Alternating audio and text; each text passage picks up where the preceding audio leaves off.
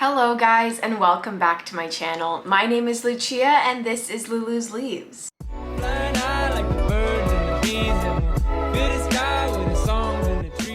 I know it hasn't been that long, but it really does feel like quite some time since I've been sitting down making a video for you guys. And so I wanted to start it off with a fun video that I honestly haven't seen before. Not that it's super original, but I did want to show you guys today my top 5 favorite hybridized houseplants. I'm not going to be talking about any one specific genus of plant. I really do want to go into a few of the different genuses that I have, that being some Hoyas, some orchids, philodendron. I think that's it. I definitely did want to show you guys some really cool options because hybrids of plants are typically a lot more robust. They just tend to be stronger plants. So that is why I kind of love them. They tend to be easier plants as well. So if you are looking for a plant and you enjoy hybrids, I know a lot of people like to stick to species, but if you like hybrids, definitely keep on watching. This is going to be a sit down / vlog style video, I think. So before we get started, comment down below and let me know if you guys have been into my more vlog style videos lately. And if you end up enjoying today's video, give it a thumbs up down below. You can also subscribe to my channel if you want to see more from me. We just hit 5,000 subscribers, which is so incredible. Thank you guys so much. You don't know how much it means to me. But with that being said, let's get straight on into this video. So the first plant that I want to talk to you guys about is a brand new plant for me. So this is kind of a plant haul at the same time. I absolutely love this plant. I don't know much about its care quite yet, but the seller did say that they are definitely easier to care for than many other anthuriums. Oh yeah, anthuriums are in this, by the way. So you have one person's word for it that this is an easier anthurium. I can definitely imagine it though. It's not a velvet leaf anthurium, but I may as well just go ahead and show you guys what it is. Here we have the beautiful Anthurium radicans crossed with Dresleri or luxurians. I know there are a lot of different things going around right now, but that is this. This is such a beautiful anthurium. I'm so excited to have it. I think the texture of the leaves looks like a dragon. I mean, I don't know how you can get much prettier than this. This plant also has a lot of leaves, which really intrigues me. I got it for a really great price too. Usually at that price point, you'll find a plant with 1 or 2 leaves, but I was able to get one with, it actually had 6 leaves. The one was dying off, but it looked to be the oldest leaf also. So definitely not concerning at all, but look at these. Like, come on.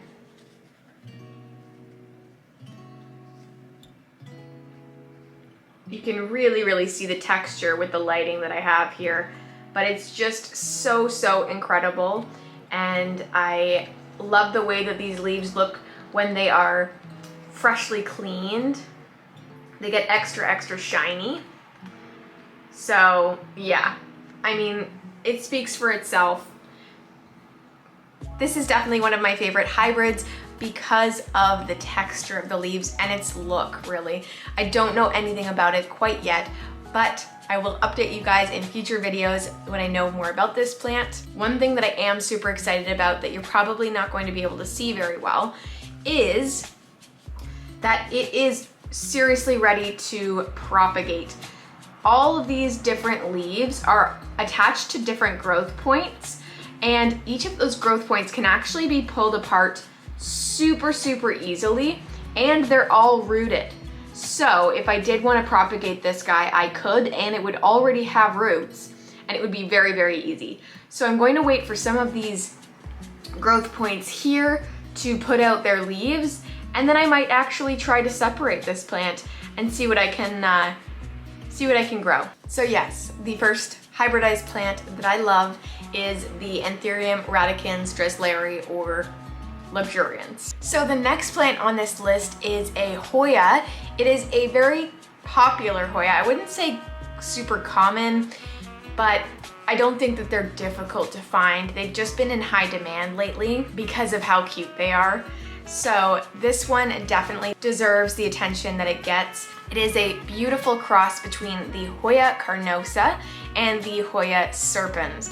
So you guys all must know by now, I'm talking about the Hoya Mathilde. I got this guy about 5 months ago, probably maybe 5-6 months ago.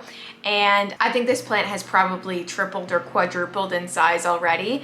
It had very few leaves when I got it, and it was momentarily in LECA. Actually, it was in LECA for quite some time, which I think contributed to the growth that it did have. But I did actually just recently put it back into soil just because I want some of that natural look back for this plant. I don't know what it is. I just really wanted to get my plants back into soil. Most of my plants that were in LECA were doing really super well, but I don't know how to describe it. I just wanted them to be natural again and in a more natural medium. I love this plant for the fact that it is so fast growing, and also the leaves are so adorable. They are super round, but not so round and tiny that they resemble completely its serpent's parent. I definitely do see the carnosa in there when looking just at the serpens. Mine does have a little bit of splashing, but it's definitely not like a splash.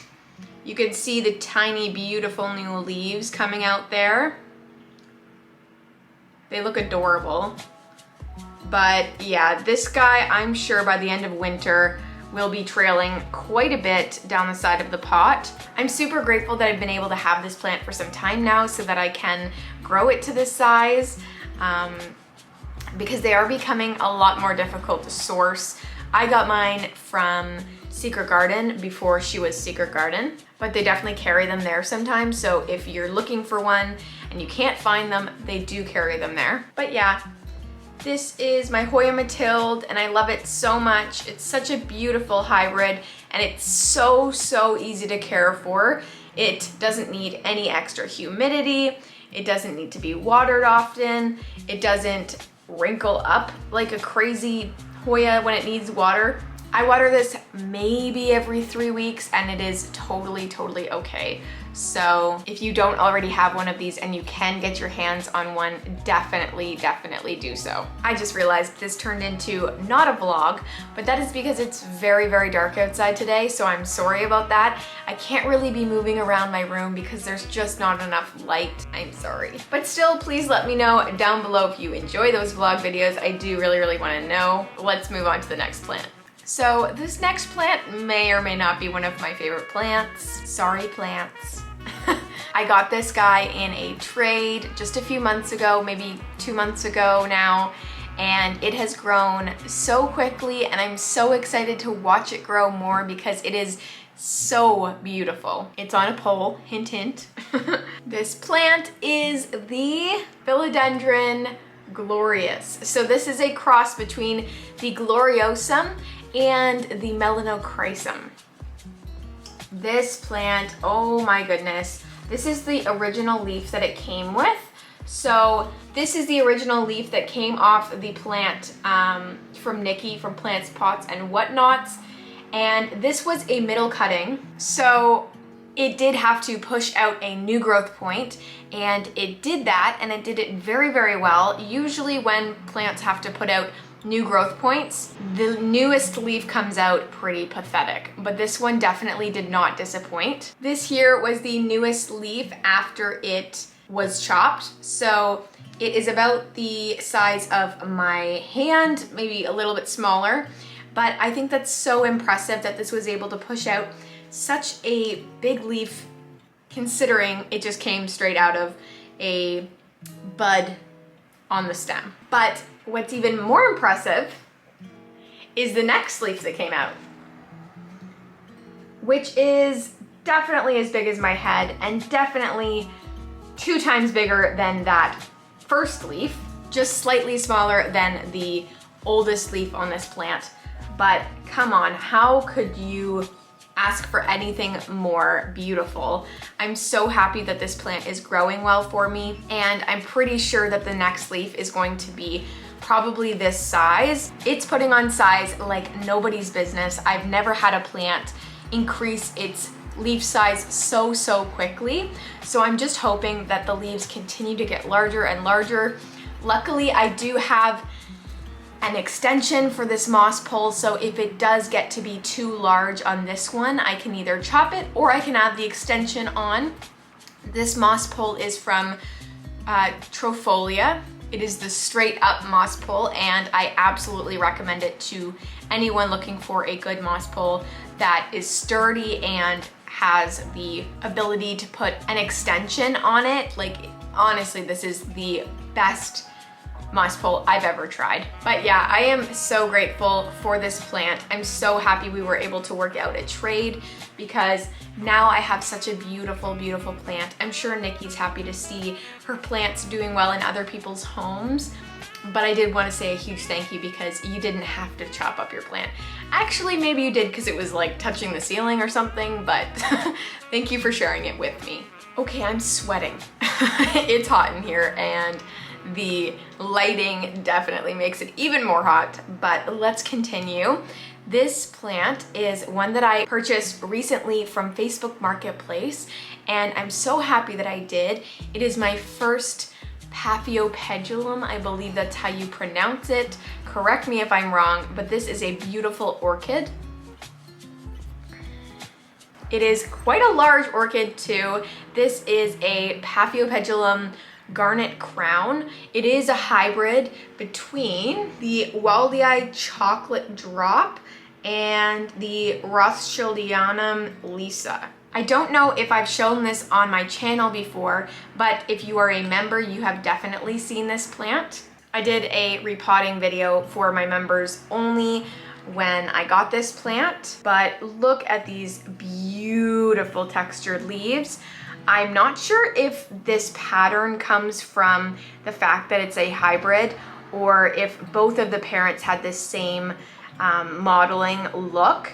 But with orchids, when you have a hybrid, the flowers often look very different from one another, from what I've heard. So you might have the same hybrid, but your flower will look slightly different because it's not a perfect cross, right? It hasn't been bred for these certain traits. So this is the beautiful Paphiopedilum Garnet crown that I feel so lucky to have. It is huge. It's definitely my largest orchid, and it actually got me into the idea of getting some more large orchids, so definitely I'm on the lookout for some. But I absolutely love this plant and I cannot wait to watch it bloom. I don't know if it's already spent its bloom for this plant. I know that they kind of put off offshoots, which I'm very excited about too, so I can have a full plant, but we will see. I'm going to be patient. I love it for the foliage, and that's really what I bought it for anyways, so I can be patient for a flower, but let's pray it's sometime soon. All right, so the last plant here is actually an Ethereum again. This is definitely one you've seen on my channel before. It is a beautiful hybrid that is best viewed from above, and that is the Ethereum Doriaki. And this guy is a cross between the Ethereum crystallinum and the Ethereum clarinervium, if I am correct. I believe there's some people who think differently, or maybe it's not confirmed, but from what I've read, this is definitely a crystallinum clarinervium cross. It has such beautiful foliage. I love the round leaves on this guy. I don't know if that's going to stick around forever, but while it's juvenile, it's definitely going to keep this form. It also has a new leaf on the way there. It is pretty upright right now, but I'm sure it will eventually come up and forward like its other leaves here. But this is a plant that I'm constantly staring at. I think that it is very unique compared to most Anthuriums. Honestly, I'm really getting into Anthuriums that are a little bit more unique, just like the Radicans. I really am getting into more interesting anthuriums. I also have the Ephusus bathum behind me. It's not a hybrid, but it's definitely a more unique anthurium. But yeah, this one seems to be a pretty quick grower. I'm also very excited about this leaf because the petiole on it is very thick. And usually with anthuriums, you're able to tell how big that leaf is really going to get based on the width of the petiole or the thickness of the petiole. If I compare it to other petioles on this plant, it's definitely the thickest. So I'm hoping that means that this leaf is going to be the largest, but I will definitely get back to you guys on that, and I will let you know if I am correct in that theory. But yes, this is the beautiful, wonderful Ethereum Doriaki, wonderful hybrid that is definitely not too difficult to care for. The only thing I can say that was negative was when I first got it, the smallest, lowest leaf or the oldest leaf did yellow off, but it was likely just preparing for the new leaf that it has now. So I'm definitely not concerned about that. There's been no other yellowing since, so it definitely has seemed to be quite easy. Just don't let these guys dry out completely. All right, guys, well, that is going to be it from me. I really hope you guys enjoyed watching my top 5 favorite hybridized houseplants. This was a really fun video to make. Thank you to my boyfriend for the idea. I don't know how you came up with that one, but I appreciate it. If you guys aren't already subscribed, please join our community. We just made it to 5,000 subscribers, and I would love it if you could help me make it to 10,000 subscribers. If you enjoyed today's video as well, you can also give it a thumbs up down below. It really helps me out. And if you want to go an extra step, you can also click the join button for some extra content every month. But with that being said, guys, thank you so much for watching this video, and I cannot wait to see you in the next one. Peace! Bye, guys.